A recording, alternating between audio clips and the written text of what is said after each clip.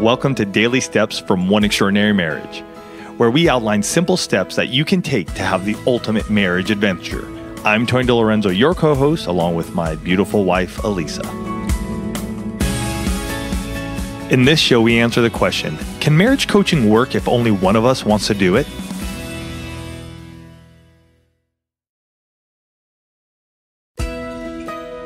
The quick answer is yes, but you probably already figured that out since here we are talking to each and every one of you about it. But let's talk about why marriage coaching can work if only one of you wants to do it. And the truth is that once you've identified that something needs to change, the best time to take action on that is right now.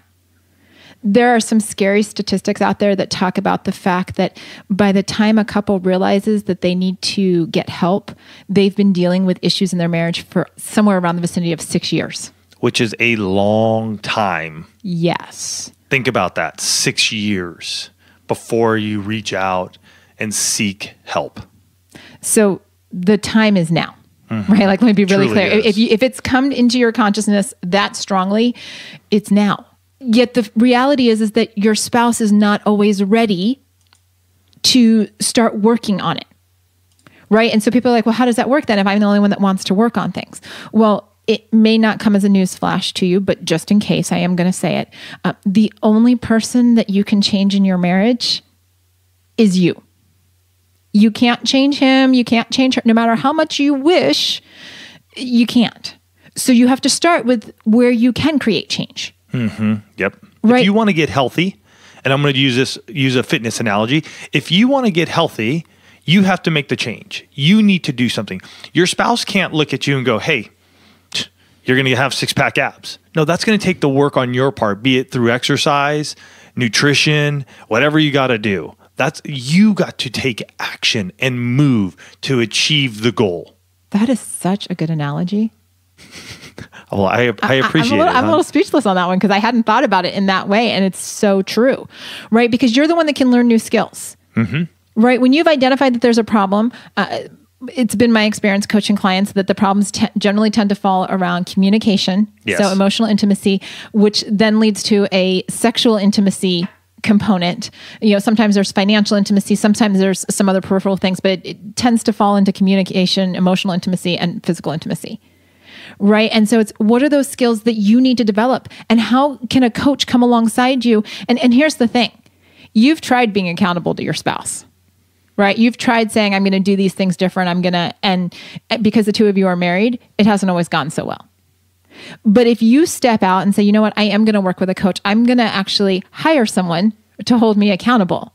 Then you get to step into this place where you don't have to have that conversation with your spouse. You just say, you know, I'm going to work on my communication skills. I'm going to work on being present with my spouse. I'm going to work on initiating in the bedroom. I'm going to work on planning date nights, whatever it is. Self-confidence, self-worth, changing that mindset of thinking that you can't do something in your marriage or you can't do something just individually to be going, I can do this in my marriage.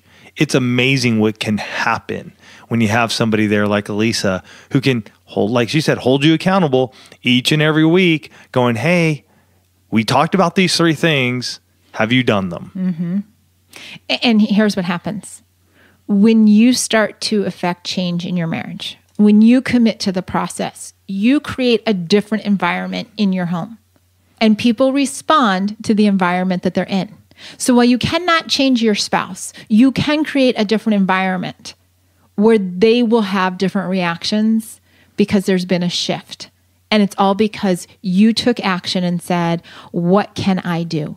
What changes can I make? As we're talking about this topic of coaching, I want to introduce you to just a couple of folks that I've had the honor to work alongside. People that have said, I want to make a change, but my spouse isn't ready yet. And please note that whenever we share here on the Daily Steps show, it's coming in anonymously. We won't use names, we won't use locations. And that happens whether you write in or you email in or you call in, whatever it is, it will always be anonymous here. But one wife was dealing with deep-seated bitterness and resentment towards her husband. And we were having a conversation one day and I just shared with her, I said, it's kind of like you have this Pandora's box in your heart. Right. And, most of the days you're going along okay. right? You're doing it and things are good. And you guys are like doing this marriage thing. I said, and every once in a while, something happens and you just crack open that little jar, the little jar of bitterness and resentment. And like Pandora's box, it floods your system. Right. And all of a sudden you turn into, the wicked witch from the West. And he's just like, what just happened? And so with her, it was a process of going through, what does true forgiveness look like? How do we let go of the hurts of the past, of the pornography addiction, of the statements about weight, all of these different things that she had stored in her heart in that little jar.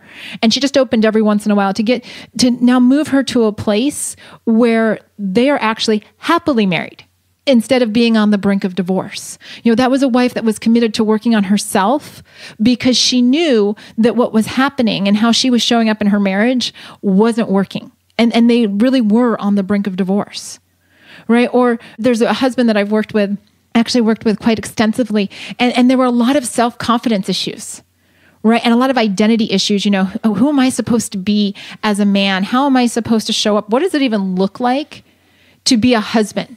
Because the truth of the matter is that there are a lot of guys out there that maybe didn't have the best role models on what it looks like to be husband and father. And who are you as a man? Right. And so his journey as we were coaching was really to dig deep into what is that vision of husband and understanding not only what he expected of himself as being a husband, but also what his wife expected. Right. And bringing those two things together. So the two of them were operating out of a place of understanding. But the thing is we didn't even get the input from his wife until he had done all the work himself. Right? Until we had really peeled back, what were those role models and how did they influence how he shows up, whether he shows up angry or disconnected, right? Whether he shows up belittling or encouraging, right? And so it was this shift that had to happen, but it only happened, guys, it only happened because he was willing to work on himself first, even though his wife wasn't ready. She did eventually come on board, and that happens often as I'm working with folks, that I'll start working with one spouse and I always invite the other to join. But in both of those cases, that wife that I shared with you and the husband that I shared with you, it started with them saying, I need to do something different. I need to be the one to step up and make a change in my marriage, or there isn't going to be a marriage. I'm not going to be married anymore.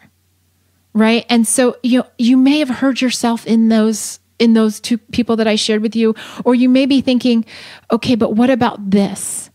Well, I want to come alongside and be part of your marriage team. I want to coach with you. I want to work with you. And I want to see you have the transformation that you desire in your marriage. For more information on coaching with Elisa, check out oneextraordinarymarriage.com/coaching.